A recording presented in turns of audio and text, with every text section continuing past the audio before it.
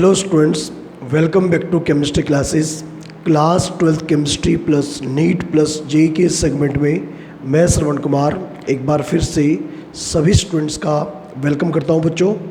बच्चों आज हमारा 12th क्लास इलेक्ट्रोकेमिस्ट्री का लेक्चर नंबर 11 है। देखिए, लास्ट लेक्चर में हम लोगों ने Kohlrausch law of independent migration of ions, ये जो हमने टॉपिक आपको पढ़ाया था, कंप्लीट किया था। इसके ऊपर कुछ इम्पोर्टेंट न्यूमेरिकल्स किए थे, कुछ एनसीईआरटी से, कुछ आपके एनसीईआरटी एग्जाम्पलर के, और कुछ आपके 2-3 क्वेश्चन नीट और जेई के इम्पोर्टेंट क्वेश्चन जो आपको हमने समझाए थे। देखिए, आज के इस लेक्चर में हमें क्या करना है। आज के इस लेक्चर में सबसे पहले हमें कुछ important questions, important numerical discuss करने हैं, जो कि कुछ इम्पोर्टेंट प्रीवियस ईयर नीट और जेई के क्वेश्चंस हैं। मैं आप लोगों के सामने यहाँ पर क्वेश्चन को डिक्टेट करूँगा, यहाँ पर बोर्ड के ऊपर नोट करूँगा। आप लोग उसे एग्जैक्टली ऐसे ही नोट कर लेंगे और फिर उसका सॉल्यूशन नोट करेंगे। तो चलिए स्टूडेंट, हम लोग करते हैं लेक्चर की शुरुआत। आज का सबसे पहला क्वेश्चन जो आपके सामने डिस्कस करने जा रहा हूँ, क्वेश्चन नंबर 1। क्वेश्चन बहुत इंपॉर्टेंट है और आसान भी है। क्वेश्चन में लिखा हुआ है कि कैलकुलेट लैम्डा इनफाइनाइट एम। आपको फाइंड आउट करना है, find lambda infinite M, lambda infinite M of oxalic acid. Oxalic acid के लिए लैम्डा इनफाइनाइट एम निकालना है। आपको कुछ इन्फॉर्मेशन गिवन है, आपको इन्फॉर्मेशन गिवन है, गिवन दैट, सबसे पहले तो गिवन है बच्चों lambda infinite E Q. Lambda infinite E Q किसके लिए? ये गिवन है Na2C2O4, इसका नाम है सोडियम ऑक्सलेट। इसकी वैल्यू गिवन है बच्चों 400 ओम inverse centimetre square equivalent inverse. दूसरी वैल्यू आपको गिवन है लैम्डा इनफाइनाइट एम। जी हाँ, लैम्डा इनफाइनाइट एम। पहले वाली वैल्यू तो गिवन है इक्विवेलेंट कंडक्टिविटी, दूसरी वाली गिवन है मोलर कंडक्टिविटी, और ये गिवन है H2SO4 के लिए। और वैल्यू गिवन है बच्चों यहाँ पर इसकी 700 इतने ohm inverse centimetre square equivalent inverse. और लास्ट वैल्यू गिवन है यहाँ पर lambda infinite E Q, lambda infinite E Q, बल्कि लैम्डा इनफाइनाइट एम ही गिवन है। और किसके लिए? Na2SO4। तो ये गिवन है 450 ओम inverse centimetre square mole inverse. यहाँ भी मोल इनवर्स आएगा और यहाँ भी मोल इनवर्स आएगा। ये इन्फॉर्मेशन आपके इस न्यूमेरिकल में गिवन है स्टूडेंट, ये इन्फॉर्मेशन गिवन है। हमें लैम्डा इनफाइनाइट एम यहाँ पर फाइंड आउट करना है। देखो, ध्यान से मेरी बात को समझो। हमने आपको 2-3 केस समझा रखे इस तरह के, जैसे आपको अगर मोलर कंडक्टिविटी गिवन हो और मोलर ही निकालनी है उसका केस, अगर इक्विवेलेंट गिवन हो और इक्विवेलेंट निकालनी उसका केस, और अगर मोलर गिवन हो इक्विवेलेंट निकालनी उसका केस। हमने ऐसे कर करके कोलरोश लॉ के अंदर आपको 3 केस समझा रखे। समझ गए मेरी बात को? आप लोग अगर ध्यान से देख पा रहे हो, ये दोनों की कंडक्टिविटी है मोलर। ये तो मोलर है, ये भी मोलर है, बट ये इक्विवेलेंट है। इसे हमें चेंज करना पड़ेगा, इसे हमें क्या करना पड़ेगा? चेंज। ठीक, तो इसे चेंज कर लीजिएगा आप लोग। इसे चेंज कर लीजिएगा आप लोग। इसे मैं चेंज यहाँ पर कर रहा हूँ। आप सब ने पढ़ा है कि lambda infinite m upon lambda infinite E Q is equal to n, मतलब ये मोलर कंडक्टिविटी और इक्विवेलेंट कंडक्टिविटी में क्या है, रिलेशनशिप है, दोनों के बीच में आपस में रिलेशन है। हमें ई क्यू को कन्वर्ट करना इसमें m में कन्वर्ट करना, तो इससे लिख सकते हैं हमें lambda infinite m of Na2C2O4 तो निकालना है, और ये हो जाएगा n times of lambda infinite E Q of Na2C2O4, इसमें हमें कन्वर्ट करना। तो lambda infinite m of Na2C2O4 is equal to 2 into, क्योंकि ऑक्सैलिक एसिड के लिए, जो ऑक्सैलिक एसिड होता है उसके लिए n की वैल्यू 2 होती है, अभी बताएं क्यों होती है। और इसकी वैल्यू दे रखी है यहाँ पर 400, ठीक है। ये हो जाएगा 800 इतने ohm inverse centimetre square mole inverse, ठीक है। यहाँ पर वैल्यू गिवन है। एक्चुअली ये होता है ऑक्सैलिक एसिड COOH। जब ये टूटता है तो ये बनाता है COO माइनस और plus 2 times H plus. N जो होता है, N आपने पढ़ा है, N क्या होता है, N का मतलब चेंज। ये यहाँ पर क्या है, N चेंज। आपको याद होगा हमने आपको n बताया था कि what is the meaning of n। n का मतलब चेंज, कितना चार्ज के अंदर चेंज आ रहा है। तो यहाँ चेंज दिखाई दे रहा है, प्लस के भी 2 माइनस के भी 2, इसलिए यहाँ पर इस रिएक्शन में n की वैल्यू 2 है। अब हमारे पास तीनों वैल्यू, ये भी और ये भी, तीनों वैल्यू हमारे पास मोलर कंडक्टिविटी आ चुकी है। हमें इन 3 इक्वेशन की हेल्प से क्या निकालना है, ऑक्सैलिक एसिड के लिए लैम्डा m। अब 3 इक्वेशन मानो ना, जैसे हमने 3 इक्वेशन मानी थी ऐसे ही ने 3 इक्वेशन माननी है। हमें एक तो ये चाहिए ऑक्सलेट और एक चाहिए H, तो इसे और इसे तो करना पड़ेगा ऐड, और इसे करना पड़ेगा माइनस, क्योंकि Na से Na कैंसिल, सल्फेट से सल्फेट कैंसिल, क्योंकि जब इन दोनों को ऐड करेंगे तो ये प्लस की हो जाएंगी और ये माइनस की। तो हम लोग कर सकते हैं, अगर इन्हें इक्वेशन मान लें, इक्वेशन 1, इक्वेशन 2 और इक्वेशन 3, तो ये मान के चलो ये स्टेप नंबर हमारा सेकंड है, वो पहले स्टेप नंबर 1 था। तो find lambda infinite m of COOH का होल ट्वाइस, ये हमें यहाँ पर फाइंड आउट करना है। तो ये हो जाएगा बच्चों लैम्डा, इसके लिए क्या करना पड़ेगा, इक्वेशन नंबर 1 प्लस 2 माइनस 3, ये करना पड़ेगा। इक्वेशन नंबर 1 और 2 को ऐड करना पड़ेगा, थर्ड को माइनस करना पड़ेगा। तो ये हो जाएगा lambda infinite m of COOH का होल ट्वाइस। अब एक्चुअली इनकी वैल्यू लेनी है, जैसे इसकी वैल्यू ये तो ली नहीं जाएगी, इसकी वैल्यू ली जाएगी ये वाली डबल करके। तो 800 प्लस 700 माइनस 450, तो इन तीनों को इस तरह से सोल्व करना है। और जैसे ही आप लोग सोल्व कर जाओगे इसे, तो सोल्व करते ही आप लोग इसे यहाँ से ये कर लोगे। एक्चुअली एक मिस्टेक हमारे से हो गई है, ये वैल्यू जो है ना, ये वैल्यू भी क्या गिवन है, ये EQ ही गिवन है। अगर ये भी EQ गिवन है तो ये यहाँ पर क्या हो जाएगी, इसे भी हमें डबल करना पड़ेगा, क्योंकि यहाँ भी यही कॉन्सेप्ट लग रहा है।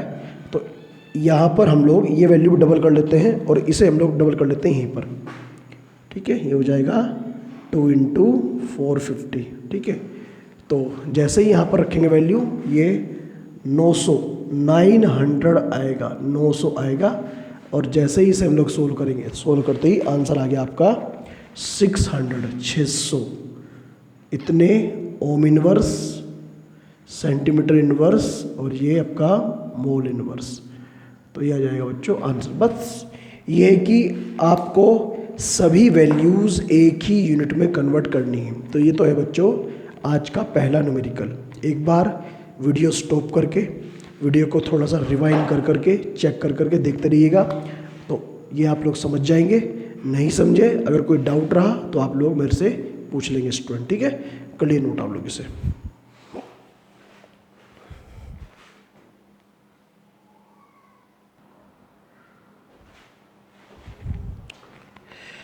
ओके स्टूडेंट, तो बच्चों चलिए हम लोग अब नेक्स्ट न्यूमेरिकल की तरफ चलते हैं और देखते हैं कि हमारा जो नेक्स्ट न्यूमेरिकल है उसमें क्या कॉन्सेप्ट बताया गया है।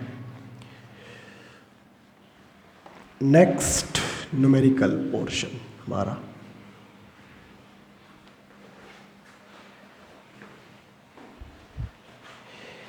देखिए, हमारा जो नेक्स्ट न्यूमेरिकल है ऑब्जेक्टिव क्वेश्चन।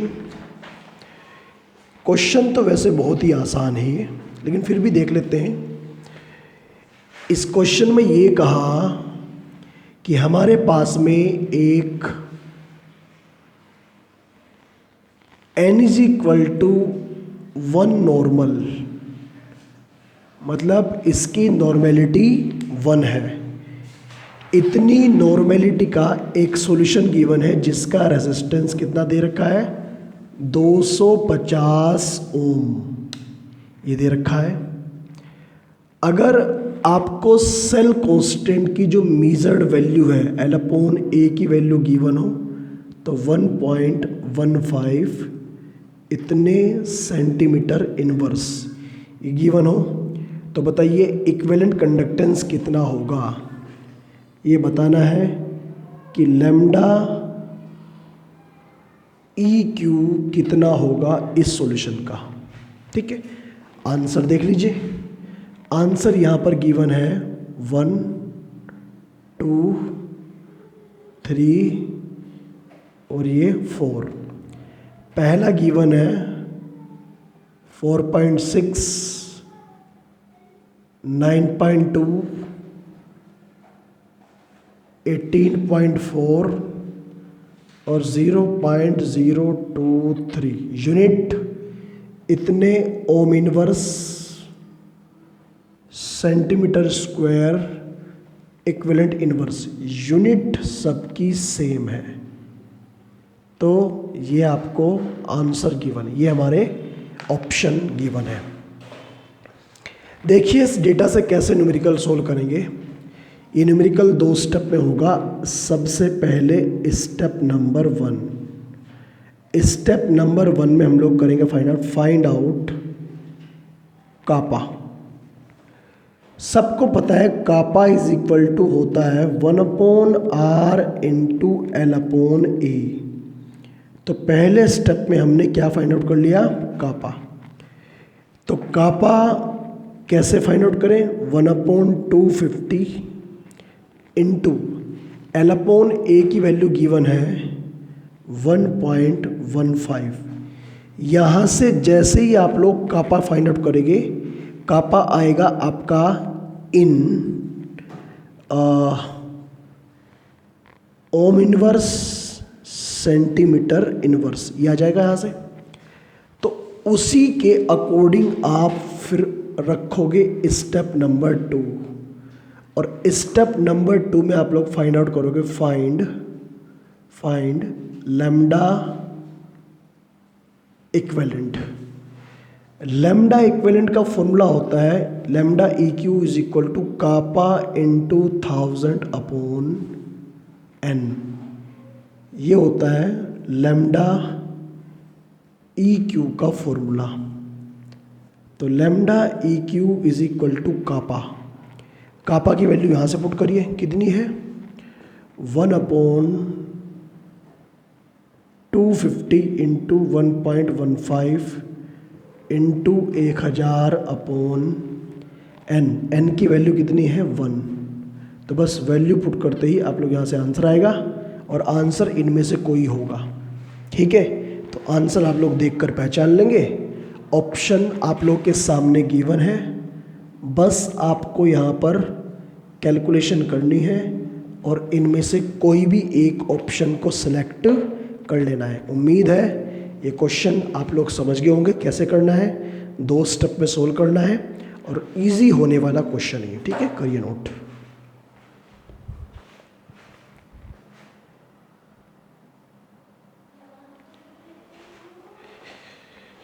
तो स्टूडेंट आज का हमारा न्यूमेरिकल नंबर 3।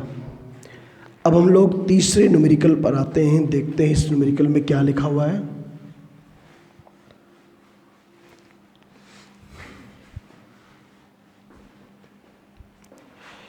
न्यूमेरिकल नंबर 3 में लिखा है the specific conductivity of n/10 KCl solution.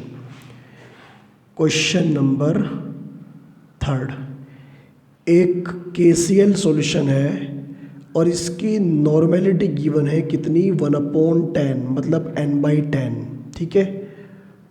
तो स्पेसिफिक कंडक्टिविटी दे रखी है, कापा की वैल्यू दे रखी है इसके लिए।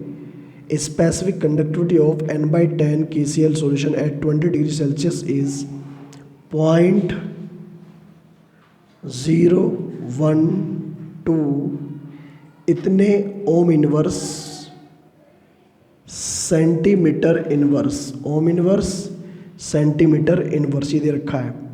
एंड द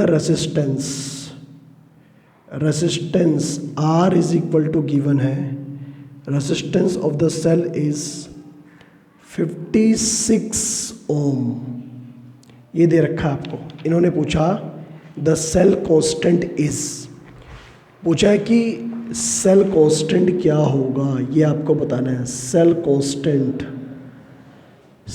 कांस्टेंट होता है L/A, ये हमें क्या करना है, ये पता लगाना है। जिस तरह के ऑप्शन यहाँ पर गिवन है आप लोग एक बार उन्हें देख लीजिएगा। ऑप्शन गिवन है यहाँ पर option number 1, option number 2, option number 3, option number 4। पहला ऑप्शन जो यहाँ पर गिवन है बच्चों 4.616 सेंटीमीटर इनवर्स, दूसरा है 0.672 सेंटीमीटर इनवर्स और तीसरा है 2.173 सेंटीमीटर इनवर्स और लास्ट है 3.324 सेंटीमीटर इनवर्स। ये चीज़ें यहाँ पर गिवन है। तो अब सेल कांस्टेंट हम लोग कैसे फाइंड आउट करें। जो भी डेटा हमें गिवन है उसके अकॉर्डिंग हम लोग फॉर्मूला अप्लाई कर सकते हैं। क्या फॉर्मूला होता है, फॉर्मूला होता है kappa is equal to 1/R into L/A। ये हमारा बिल्कुल स्ट्रेट फॉरवर्ड फॉर्मूला है। यहाँ से हम लोग L/A फाइंड आउट करेंगे तो L/A is equal to kappa into R।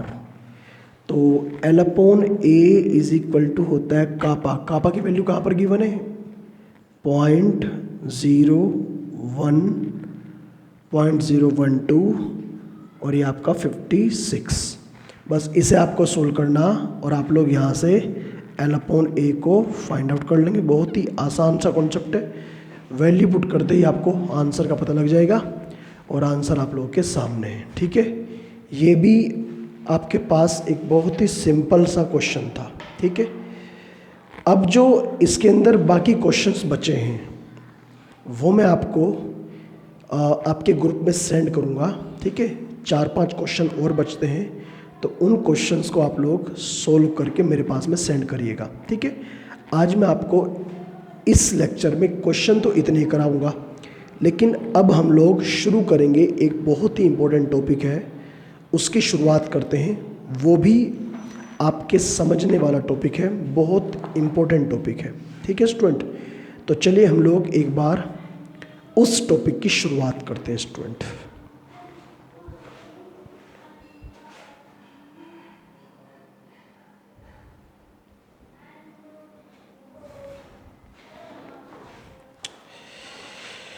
Okay, तो ये जो सीरीज चल रही थी इस चैप्टर में, इलेक्ट्रोकेमिस्ट्री वाले में, हमने एक बहुत ही इम्पोर्टेंट न्यूमेरिकल पोर्शन आप लोगों के सामने डिस्कस किया अब तक, जिसमें हम लोग बात करते रहे अब तक। जैसे हमने बात की यहाँ पर, एक तो आपका रेसिस्टेंस, कंडक्टेंस, रेसिस्टिविटी, कंडक्टिविटी, उसके बाद में molar conductivity, equivalent conductivity, Kohlrausch law of independent migration of ions, उसके अंदर भी फिर वीक इलेक्ट्रोलाइट वाला केस, स्ट्रॉन्ग इलेक्ट्रोलाइट वाला केस, उसके अंदर फिर वीक इलेक्ट्रोलाइट के लिए डिग्री ऑफ डिसोसिएशन वाला केस, डिसोसिएशन कांस्टेंट वाला केस। मतलब इस टॉपिक के अंदर जितने भी सब टॉपिक्स आ सकते थे according to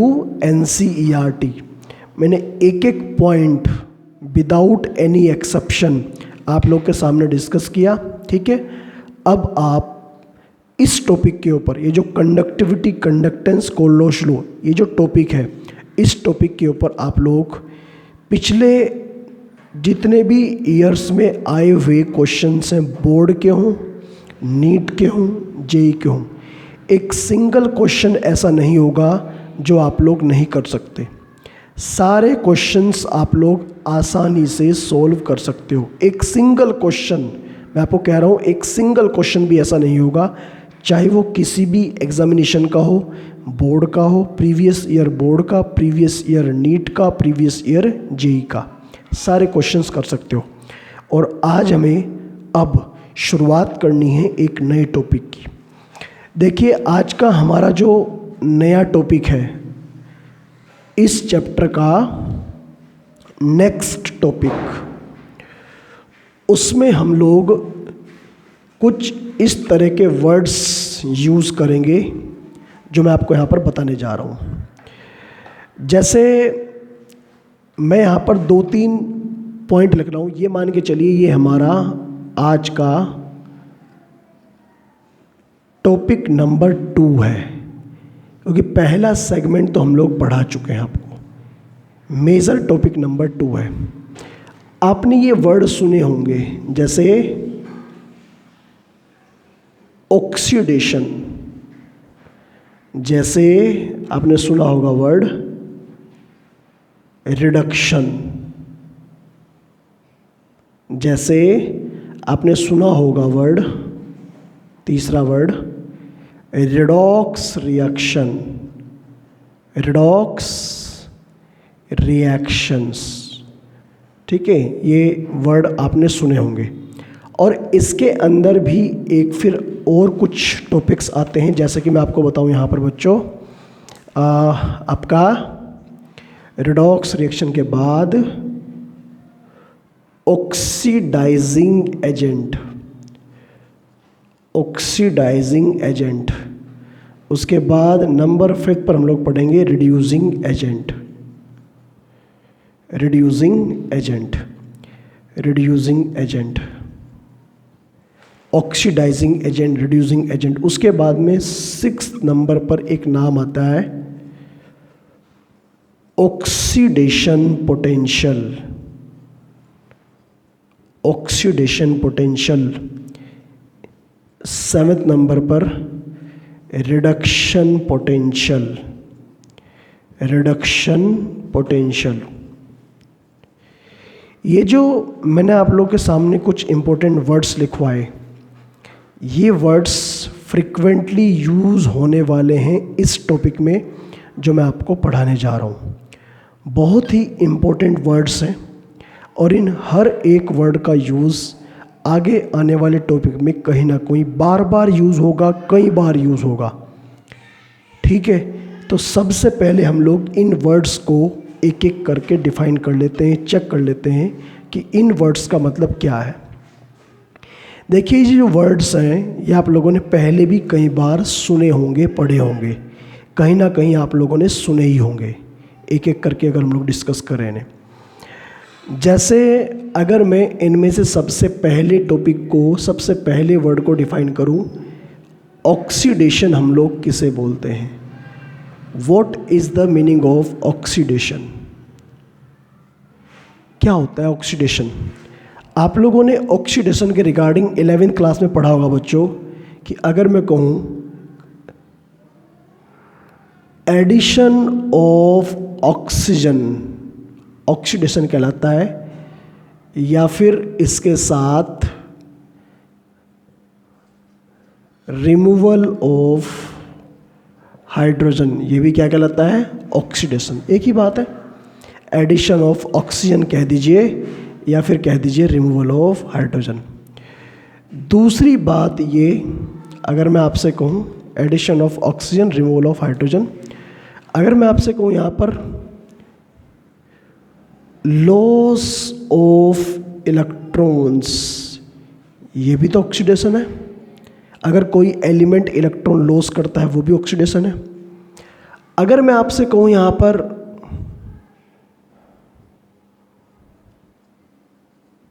increase in oxidation number, increase in oxidation number, कि यहाँ पर क्या हो रहा है? ऑक्सीडेशन नंबर इंक्रीज हो रहा है। तो addition of oxygen, removal of hydrogen, loss of electron, increase in oxidation number, ये सारी चीज़ें किसकी हैं? ये सारी की सारी चीज़ें ऑक्सीडेशन के रिगार्डिंग यहाँ पर ऑक्सीडेशन होता है। आप लोगों ने इनके एग्जाम्पल्स भी पढ़े होंगे कि जैसे एडिशन ऑफ ऑक्सीजन, कार्बन में अगर हम लोग ऑक्सीजन को ऐड करते हैं तो कार्बन डाइऑक्साइड बन जाता है। SO2 के अंदर ऑक्सीजन ऐड करने पर SO3 बन जाता है। बैलेंस करने के लिए यहाँ से मल्टीप्लाई कर लो, ये ऑक्सीडेशन है। ठीक इसके अपोजिट रिमूवल ऑफ हाइड्रोजन, अगर H2S को हम लोग हीट करते हैं तो क्या बन जाता है? H2 अलग, सल्फर अलग। अगर HCl को गर्म किया जाता है तो हाइड्रोजन अलग और क्लोरीन अलग। तो ये किसके एग्जाम्पल है? ऑक्सीडेशन के एग्जाम्पल है। ऐसे ही कुछ और एग्जाम्पल, ये तो पहले एग्जाम्पल हैं। दूसरे एग्जाम्पल लॉस ऑफ इलेक्ट्रॉन, अगर मैं कहूँ सोडियम इलेक्ट्रॉन लॉस करता है तो क्या बनाता है? Na+ और एक इलेक्ट्रॉन आउट कर दिया, ये भी ऑक्सीडेशन है। अगर आपको ये कहा जाए कि जो Fe+ के 2 है उसने एक इलेक्ट्रॉन और लॉस कर दिया, +3 बनाया, ये भी ऑक्सीडेशन है बच्चों। और नेक्स्ट एग्जाम्पल, अगर मैंने कहा 2 क्लोराइड आयन 2 इलेक्ट्रॉन लॉस करके Cl2 बनाते हैं, 2 इलेक्ट्रॉन लॉस कर दिए, ये भी ऑक्सीडेशन है। ये सारे के सारे क्या है? ऑक्सीडेशन। अब ये जो लॉस ऑफ इलेक्ट्रॉन है इसका सीधा सीधा कनेक्शन इससे है, ऑक्सीडेशन नंबर है। ये ऑक्सीडेशन नंबर किस चीज़ का नाम है? ऑक्सीडेशन नंबर आपको पता है किसी भी स्पीसीज़ पर, किसी भी एटम पर, आयन पर, मॉलिक्यूल पर नेट चार्ज, ओवरऑल चार्ज को हम लोग क्या बोलते हैं? Oxidation number.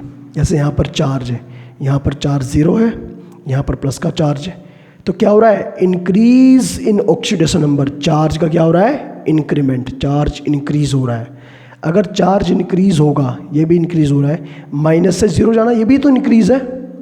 ये माइनस है, वो 0 है, इंक्रीज हो रहा है, ये भी इंक्रीज हो रहा है। तो इसे हम लोग, इन सभी फिनोमिना को हम लोग क्या बोलते हैं? ऑक्सीडेशन बोलते हैं। आपने 11th क्लास में रेडॉक्स रिएक्शन वाले चैप्टर में पढ़ा होगा, ठीक है? ऑक्सीडेशन। मुझे ऐसे कर करके ये सारे की सारी डेफिनेशन आप लोग के सामने लिखवानी है, तभी जाकर आप लोग इस पोर्शन को अच्छे से नोट कर सकते हो स्टूडेंट, ठीक है? तो अभी तो आप लोग इस चीज़ को नोट कर लीजिएगा, इसे भी और उसे भी, फिर हम लोग 1 बाय 1 करके इन चीज़ों को पढ़ते हैं।